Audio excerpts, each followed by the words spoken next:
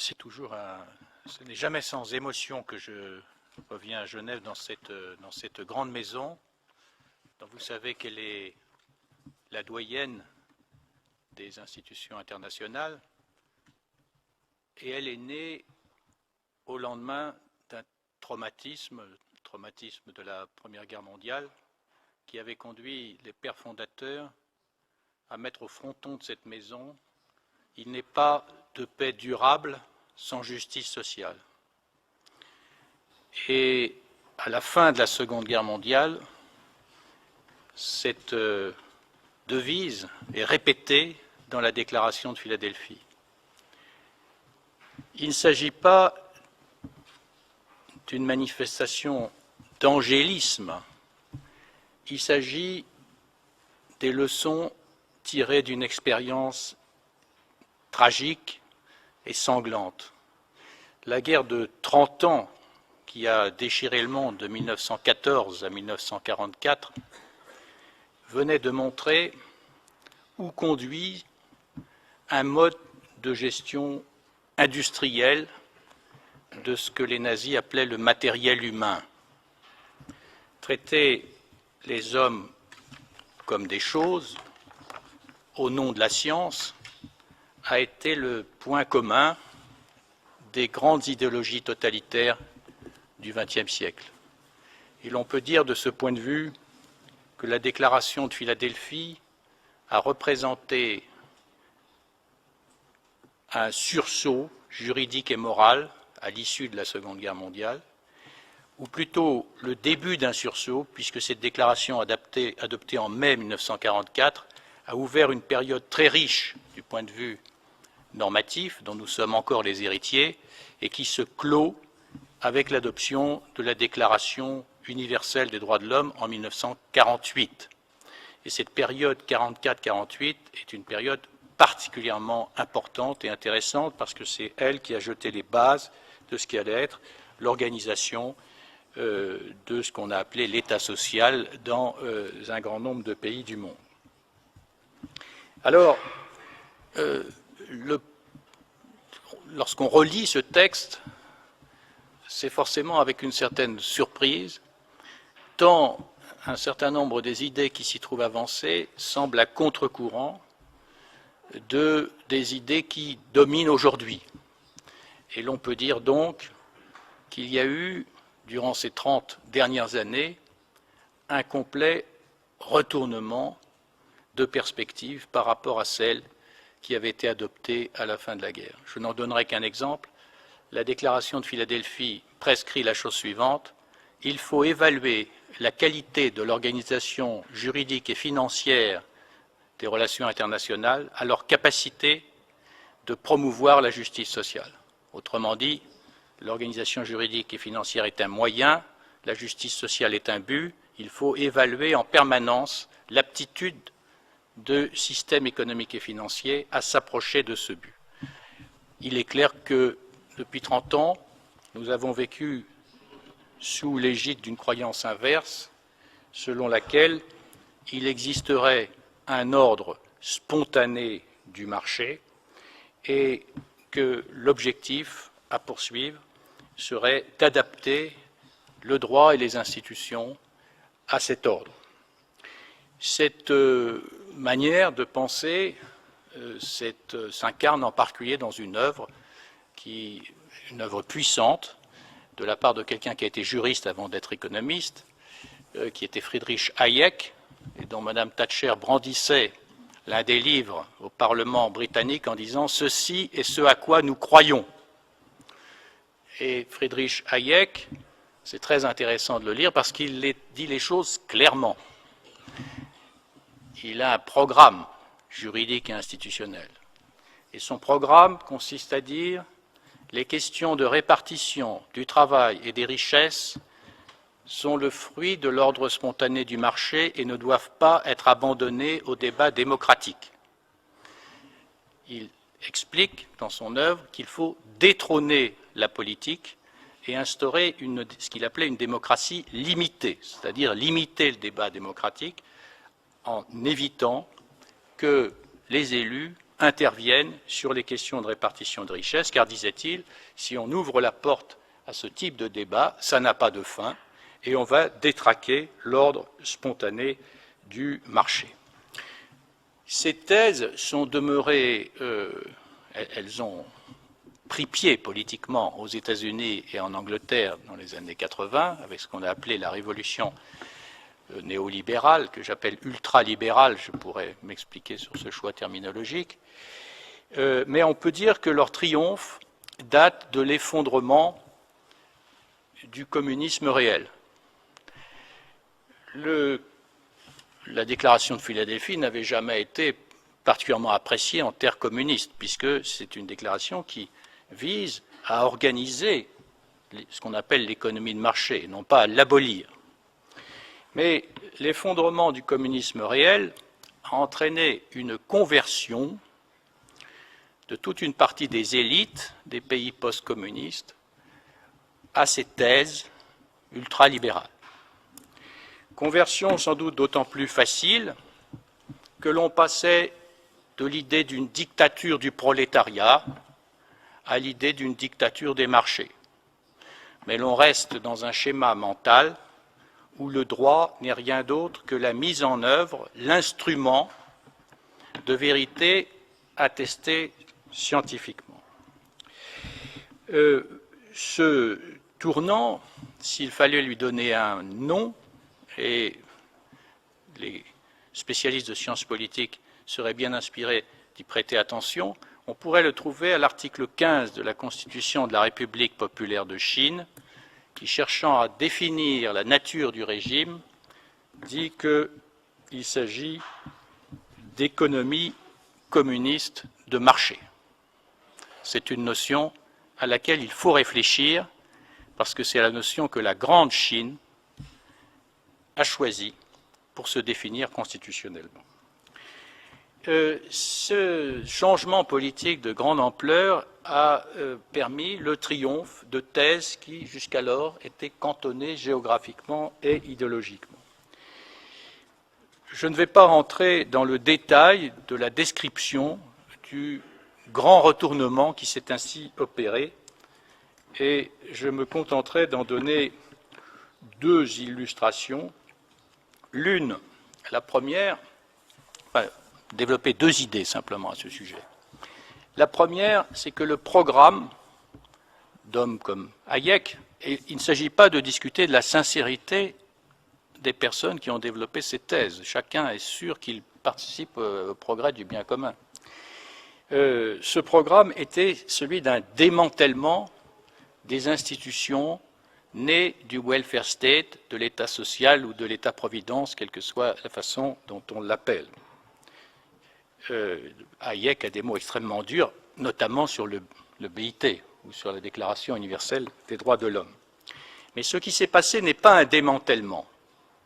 Et c'est pourquoi la notion d'ultra-libéralisme me paraît appropriée, de la même façon que nous avions connu, nous en France, ces ultra-royalistes qui pensaient réinstaurer la vieille monarchie, mais qui en fait ont construit du neuf. En réalité, ce qui s'est passé, c'est plutôt un processus de privatisation des institutions sociales. L'exemple le plus manifeste étant les systèmes de retraite et la pression exercée pour obtenir la capitalisation des systèmes par répartition afin d'alimenter la bourse. À cette occasion, on peut noter la grande robustesse de ces systèmes, parce que dans toute l'Europe continentale, ces pressions ne sont pas parvenues à faire disparaître les retraites par répartition. Et les pays qui se sont engagés totalement dans ce système affrontent aujourd'hui des difficultés graves, même si les systèmes de répartition connaissent aussi leurs problèmes. Donc ça, c'est une première idée, c'est du neuf qui se fait, ce n'est pas un retour au XIXe siècle. Deuxième idée, la clé de voûte qui a été mise en place pendant ces 30 années, c'est ce qui est appelé dans ce livre marché total, et avec un usage réfléchi de cette notion de total. Ce n'est pas un mot qu'on peut manipuler sans précaution,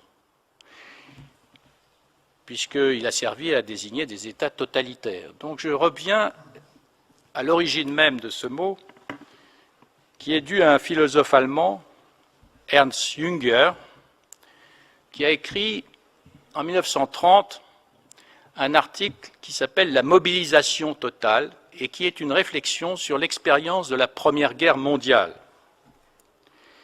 Et il décrit cette première grande expérience de traitement industriel du massacre de la façon suivante: comme une mobilisation de toutes les ressources humaines, techniques et naturelles afin de les envoyer 24 heures sur 24 au front, où un processus sanglant de consommation jouait le rôle du marché. Donc il retient de la Première Guerre mondiale l'invention d'un nouveau style de management des êtres humains qui deviennent semblables à des munitions dans une compétition où chacun risque sa vie. Et, dit Jünger, les modes de management inventés dans la Première Guerre mondiale sont ceux qui continuent à se développer en temps de paix. Jünger écrit ça à l'époque où Chaplin filme les temps modernes, c'est-à-dire à l'époque où effectivement, dans l'univers industriel, les ouvriers sont traités comme des dispositifs techniques devant s'ajuster aux machines. Nous ne sommes plus dans cet univers industriel de la même façon. Mais l'une des leçons qui est tirée dans la déclaration de Philadelphie, c'est qu'il ne faut rompre avec ce mode de gestion, que l'homme n'est pas un matériel et il n'est pas non plus un capital. L'expression de capital humain a été inventée par Staline et elle est l'exact équivalent du matériel humain chez Hitler. C'est dans un discours de 1938 que j'inviterai beaucoup de gens à relire. Donc, c'est en ce sens qu'on peut dire aujourd'hui marché total, parce que cette période a été portée par la foi d'un ordre spontané dont l'expression ultime serait les marchés financiers, qui seraient l'arbitre et le législateur suprême de la vie des hommes. D'où, et là le retournement est total par rapport à Philadelphie, la croyance que le droit, les normes, seraient eux-mêmes un produit en compétition sur un marché international des normes. Cette croyance a inspiré, vous le savez peut-être, le développement d'un programme à la Banque mondiale qui est le programme Doing Business, qui s'emploie à hiérarchiser les droits nationaux en fonction de leur aptitude à satisfaire les attentes des investisseurs. Il s'agit d'un outil comme une sorte de self-service où l'investisseur pourra comme ça plus commodément choisir le droit qui lui convient. Le programme Doing Business sur sa partie emploi est en cours de rediscussion parce que ça a soulevé évidemment de nombreuses critiques, mais il n'est qu'une partie particulièrement visible d'une évolution plus large du droit international privé qui favorise ce que mes collègues spécialistes de droit international appellent le law shopping, c'est-à-dire la possibilité pour les grandes entreprises, à la faveur du démantèlement des frontières, de choisir eux-mêmes la loi qu'ils s'appliqueront. Eh bien, s'il y a une chose dont on peut être sûr, c'est qu'on ne pourra pas avoir en même temps le law shopping et le rule of law. L'état de droit, c'est l'arrêt qui s'impose à tous. Si vous mettez la possibilité à chacun de choisir la loi qui l'arrange, ce que vous aurez, ce n'est plus un état de droit, c'est un état de violence généralisée. Vous savez, il n'y a pas beaucoup de certitude. Le droit ne prétend pas être une science. Nous n'avons pas les mêmes compétences que nos amis économistes. Mais il y a une chose certaine, c'est que parce que les êtres humains sont égoïstes, violents, vindicatifs, il faut qu'il existe un cadre normatif qui canalise les ressources de cette violence. Mais si vous mettez au sommet de l'édifice des normes la lutte de tous contre tous, vous ne pouvez avoir à la sortie que la violence. Ça, c'est une des rares leçons que l'on peut tirer des études de droit. Alors, vous avez indiqué tout à l'heure que dans ce livre, je me suis efforcé aussi d'ouvrir quelques pistes et de montrer l'actualité de cette déclaration de Philadelphie. Il ne faut pas se tromper ici, il est question de l'esprit de la déclaration. Le monde dans lequel cette déclaration a été conçue n'existe plus. Les institutions très importantes qui ont été construites sur la base des principes de Philadelphie, je pense à la sécurité sociale, certains types de syndicalisme, etc., ont vieilli et il ne s'agit pas de dire que les choses doivent demeurer en l'état. Ce qu'il s'agit de dire, c'est qu'il faut revenir à cet esprit affirmé par des hommes dans la période et des femmes dans la période que j'ai rappelée pour tracer des voies d'avenir. Ce qui n'a pas pris une ride, ce sont les principes déclinés par la déclaration. Et en revanche, il faut reconnaître que bien des solutions inventées sur la base de ces principes, disons dans ce qu'on appelait les 30 glorieuses, elles méritent d'être revisitées. Alors, pour donner quelques exemples, puisque nous avons convenu que j'essaierai d'être fort bref, c'est toujours des promesses de Gascon, j'espère qu'il n'y a pas de Gascon dans la salle. Il faut partir d'une première idée. Je vais timidement m'engager sur le terrain de mon voisin économiste, revenir à qu'est-ce qu'on peut appeler un marché, pas marché total, un vrai marché. Là, je parle des marchés qui fonctionnent. Lorsque je dois expliquer ça à mes étudiants, je leur donne toujours l'exemple architectural de la place du marché à Bruxelles. Ceux d'entre vous qui connaissent la ville de Bruxelles savent que cette ville n'a pas été bombardée, mais elle avait subi un certain nombre d'architectes qui l'ont défigurée. Mais au centre de cette ville, il y a une place magnifique, c'est la Marktplatz, la place du marché. Et c'est aussi une leçon d'économie. D'abord, la première leçon que l'on tire, c'est que cette place est délimitée. Elle est délimitée par un certain nombre d'immeubles. Vous avez les immeubles des différentes corporations, c'est-à-dire le travail organisé qui produit les richesses. Vous avez l'immeuble de l'hôtel de ville qui est le garant de la loyauté des échanges, sans ce garant, il n'y a pas de marché ni de contrat possible. Et dire que c'est délimité, ça veut dire que si on sort des limites de cette place, on n'est plus dans le marché. Si vous sortez de la place du marché, que vous allez au palais de justice, en principe, vous n'êtes plus sur le marché. Ou alors, si vous pensez le palais de justice comme un marché, ça veut dire que la décision du juge est à vendre et qu'il n'y a pas de bon marchand qui puisse survivre dans une cité pareille. Autrement dit, le marché, c'est une construction institutionnelle qui suppose ces différents éléments, le travail organisé, des règles de loyauté des échanges, un garant des échanges, des limites. Et ça, c'est peut-être pas aussi vieux que l'humanité, mais quasiment, ça ne date pas du capitalisme. L'économie de marché est une chose beaucoup plus ancienne que le capitalisme, qui n'en est qu'une forme récente.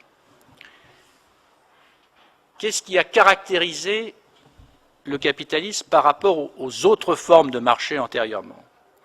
Eh bien, ça a été dit très bien par un grand socio-économiste, Karl Polanyi, qui dit que le capitalisme est né lorsqu'on a traité les hommes, la terre et la monnaie comme des marchandises. Alors que ni les hommes, ni la terre, ni la monnaie ne sont des produits. Mais pour qu'il y ait capitalisme, pour qu'il y ait par exemple un marché du travail, il faut faire comme si les hommes, en tout cas leur travail, était une marchandise qui s'achetait et qui se vendait. De même, la terre qui, dans tous les régimes fonciers traditionnels, obéissait à des liens personnels que les juristes ont étudiés, des systèmes extrêmement raffinés de rapport à la terre, l'idée d'un rapport exclusif d'un individu à la terre est une idée qui n'a aucun sens rationnel dans beaucoup de civilisations. À mon sens, d'ailleurs, c'est en Afrique qu'on trouve les montages les plus subtils. Les Africains n'ont pas oublié qu'à la fin du jour, c'est la terre qui mange les hommes, même s'ils s'en prétendent propriétaires. Et donc le rapport entre l'homme et la terre est un rapport ambivalent. Et donc, pour qu'il y ait capitalisme, il faut qu'il y ait cette triple fiction. Et cette fiction est une fiction juridique. On va faire comme si le travail était une marchandise, comme si la monnaie était une marchandise avec le marché financier, et comme si la terre et la nature étaient une marchandise comme les autres. Fiction juridique, c'est tout à fait admissible. Et il ne faut pas oublier que c'est une fiction juridique. Elle ne peut être tenable, être durable, pour employer des mots à la mode, que si, ou soutenable, voilà, c'est ça, je cherchais l'anglicisme. Elle ne peut être soutenable que s'il y a des conditions juridiques. Par exemple, on peut traiter la terre comme une marchandise, mais il faut qu'il y ait un droit de l'environnement. On peut traiter le travail comme une marchandise, mais il faut qu'il y ait un droit du travail et de la sécurité sociale. Or, ce que l'on a fait depuis 30 ans, c'est qu'on s'est employé à démanteler systématiquement les constructions juridiques qui rendaient vivables ces fictions. Et il était prévisible que le premier à s'effondrer, ce serait le marché financier, parce que c'est là qu'on a été le plus radical dans le démantèlement du système de règles. Alors, sur cette base, il n'appartient certainement pas à des experts ou à des universitaires de dire que faire.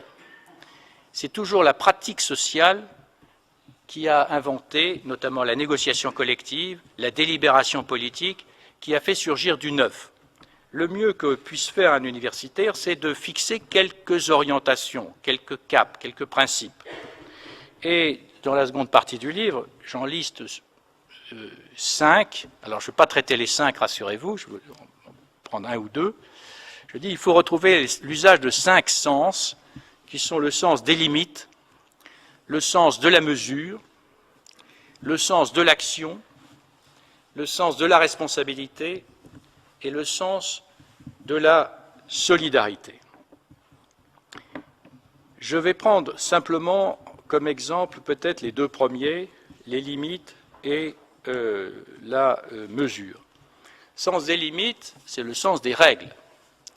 Quand on dit règles, on ne dit pas nécessairement... Alors, non, je ne m'engage pas dedans parce que c'est intraduisible en anglais sur l'opposition régulation-réglementation. Donc, on pourra y revenir dans la discussion. Mais on pourrait le dire sur le... Ça marche en anglais entre gouvernement et gouvernance. Jusqu'à présent, on disait on a besoin d'un gouvernement. Et puis maintenant, on parle de gouvernance. D'où vient le mot gouvernance ? Il vient de la cybernétique, qui elle-même vient d'une transposition de la biologie et des mécanismes de physique, d'ingénieurs. Régulation, c'est la même chose. La régulation d'un chauffage central, c'est un mécanisme automatique. Et gouvernance, chez les pères de la cybernétique, ça désigne des mécanismes qui permettent qu'il n'y ait pas de règles extérieures qui soient imposées. C'est des mécanismes d'autorégulation. C'est ce qui a justifié le démantèlement d'un certain nombre de limites. Alors, on peut penser que, à l'heure actuelle, une grande différence avec la situation de 1945, de 1944, c'est qu'en 1944, on voyait le monde comme un pavage d'États-nations. Et on considérait que chaque État fait régner sa loi et que, par conséquent, c'est chaque État qui a la charge de mettre en œuvre les principes de Philadelphie, chacun à sa façon. Mais l'idée générale est celle d'un gouvernement par les lois, ce que la Déclaration universelle appelle « rule of law », qui a été traduit en français à l'époque « régime de droit ». Aujourd'hui, la situation a changé dans la mesure où il n'existe plus beaucoup d'États dont on puisse dire qu'il ait une totale maîtrise sur son territoire de l'ensemble de la loi applicable. Ce qui se développe aujourd'hui, ce sont des formes nouvelles de structures qui rappellent la féodalité en ce sens que ce sont des structures d'allégeance. Lorsqu'un État est amené à souscrire un plan d'ajustement structurel, il fait allégeance à un organisme. Un organisme qui n'a pas la possibilité de diriger directement ce qui se passe dans cet État. donc qui n'est pas dans une position souveraine, mais qui est dans une position de suzeraineté. Alors là, je ne sais pas si ça va passer en anglais, l'opposition souverain-suzerain. Mais si vous n'avez pas cette distinction en tête, vous ne pouvez rien comprendre à ce qu'est la Commission européenne, par exemple, qui n'est pas une instance souveraine, mais qui est manifestement une instance suzeraine. Donc, qu'est-ce qui caractérise le lien féodal? C'est que lorsque vous n'avez plus une loi commune qui s'impose à tous, la seule manière d'acquérir un peu de sécurité, c'est de faire allégeance. Donc c'est le retour de liens personnels qui sont la clé des sécurités. Et cela s'observe aussi bien dans l'organisation économique, ce qu'on appelle la network society, que dans les formes les plus dégradées du lien social dans les banlieues en difficulté, là où la loi ne s'applique plus, on revient à des régimes de liens personnels. Cette évolution, il faut l'observer, il ne s'agit pas de la condamner.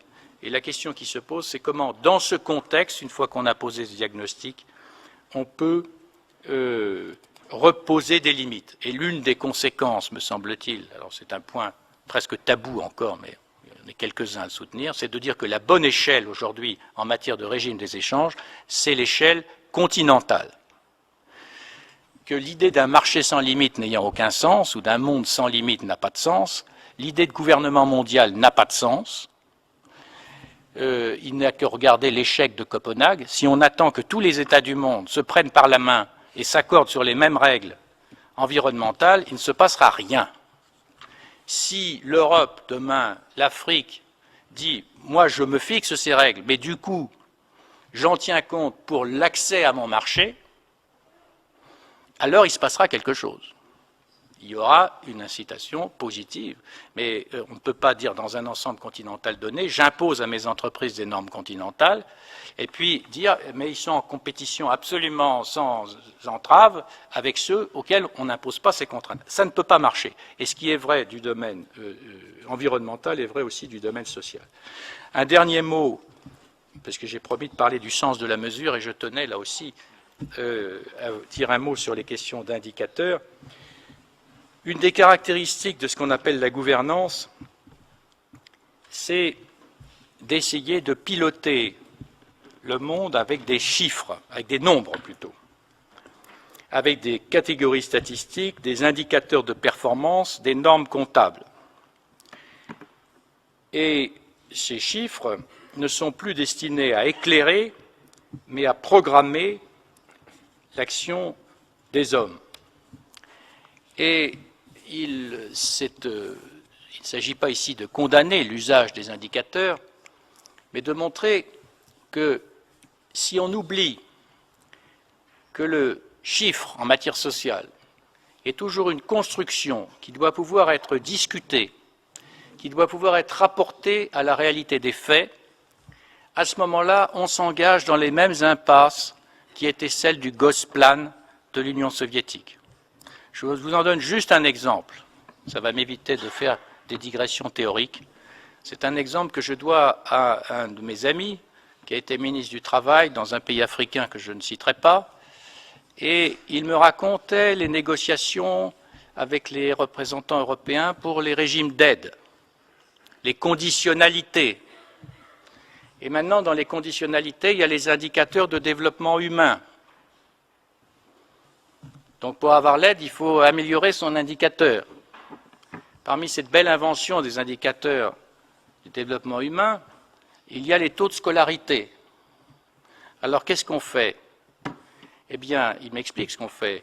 Les enfants qui allaient avec leur père, par exemple, élever les animaux traditionnellement, je ne parle pas du travail, de l'exploitation du travail, je parle du travail traditionnel, qui était le lieu éducatif par excellence, où on apprenait à la fois les constellations, la botanique, l'histoire de ses ancêtres, etc. On leur dit non, il faut aller à l'école. Il n'y a pas d'argent. On fabrique des hangars. Vous mettez 200 mômes dans un hangar avec un instituteur dépassé. Et vous dites, ils sont scolarisés. Votre indicateur, bravo, vous allez avoir vos aides. Le niveau de formation des enfants s'effondre. Parce que la seule chose qu'ils apprennent, c'est qu'ils sont allés à l'école et donc ils sont plus dignes d'aller faire le travail de leurs parents. Donc, en réalité, dans un cas comme ça, on se dit que ce qu'il faudrait faire, c'est commencer par faire de la démocratie sociale, peut-être. C'est-à-dire, si on veut construire un indicateur de performance pour faire progresser la formation des enfants, la première chose à faire, c'est d'aller voir les populations concernées. Peut-être qu'elles diraient, ce que nous souhaitons, c'est que nos enfants conservent un lien avec leur culture d'origine, mais aient des opportunités nouvelles, etc. Bon. Et construire à ce moment-là des instruments de mesure qui soient liés à l'expérience propre des hommes et des femmes. Alors c'est un peu en ce sens, et je vais terminer là-dessus, que lors des travaux du petit groupe que j'avais eu l'honneur d'animer il y a quelques années, on avait suggéré de nouveaux types de normes pour le BIT qui, justement, sur la base de principes universels, permettraient de discuter des modalités de leur mise en œuvre en mobilisant des processus de démocratie locale et de savoirs locaux. Parce qu'encore une fois, et cette fois-ci je termine vraiment là-dessus, lorsqu'on s'occupe des affaires humaines, il ne faut pas céder à la tentation scientiste. Certes, il y a les savoirs sur le travail. Moi, je sais beaucoup de choses sur le travail que j'ai lues. Et puis, il y a, de même qu'il y a des savoirs sur la maladie. Un spécialiste sait ce que c'est que le cancer, mieux que personne, un grand professeur de médecine. Mais un jour, son enfant a le cancer. Il accède à un nouveau type de connaissance.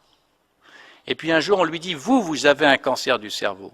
Et là, il va acquérir sur la maladie un autre type de connaissance, une expérience. Et c'est ça l'expérience en matière humaine, et la seule manière de l'atteindre, c'est la démocratie.